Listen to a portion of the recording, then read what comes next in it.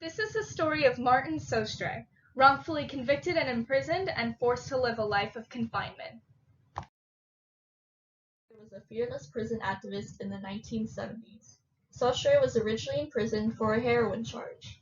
Sostre left prison in 1964 having to reinvent himself. He moved to Buffalo, New York and opened a bookstore and stocked the shelves with leftist literature. Young blacks and whites were attracted to this store. Police were becoming suspicious of Sostre, asking him why he was selling commie literature and leaving with a warning. Riots started breaking out in more than 100 black neighborhoods. Sostre took his books and read them aloud as the riots went on. Police started to suspect that Sostre was making Molotov cocktails and arrested him. He was charged with arson, riot, and selling heroin. The main witness against Sostre was a drug addict who claimed that he came into the store and bought $15 worth of heroin. In 1968, the prosecution dropped the arson and riot charges, but not the alleged drug charges. His trial was not fair. He acted as his own lawyer, had an all-white jury, and the judge had him bound and gagged. Sostre was sentenced to 30 to 41 years in prison, which does not coincide with his alleged crime. Sostre ended up in solitary after breaking a prison rule about practicing law and spent 6 years in solitary for breaking rules like that.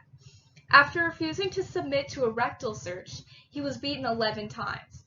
Sostre kept filing legal motions during his years in solitary. 3 years after his trial, the main witness came out and said he was incarcerated and was asked if Sostre sold him drugs. To get out of jail, he told the police that Sostre did sell him heroin. However, it was said that this was unworthy of belief. In 1969, Baker Motley ordered Sostre to be released from solitary immediately. She then held a trial and said he was harshly punished for minor infractions. She awarded him $12,000 in damages. Motley ruled that no person should spend more than 15 days in solitary confinement, and this ruling still rings true to this day.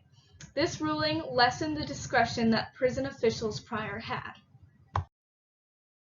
This victory was so momentous that prisoners and wardens from across the country paid attention. This led to 1,000 inmates taking over prison and demanding their rights. Sostre inspired many prisoners to fight for their most basic human rights as prison stripped these away. Eventually, the governor freed Sostre using executive clemency. Sostre spent a long time in prison for a false accusation. However, he helped bring change to the corrections system by limiting the amount of time a person can spend in solitary at a time.